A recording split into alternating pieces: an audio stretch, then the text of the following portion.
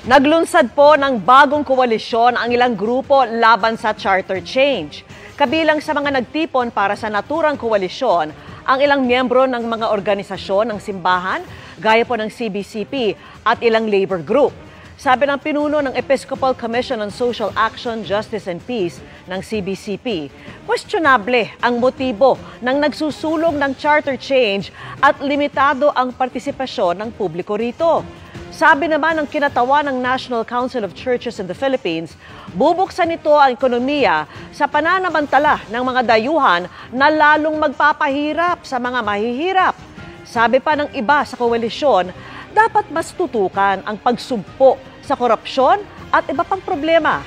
Dati nang iginiit ng mga nagsusulong ng charter change na makatutulong sa ekonomiya kung bubuksan ito sa mga dayuhan.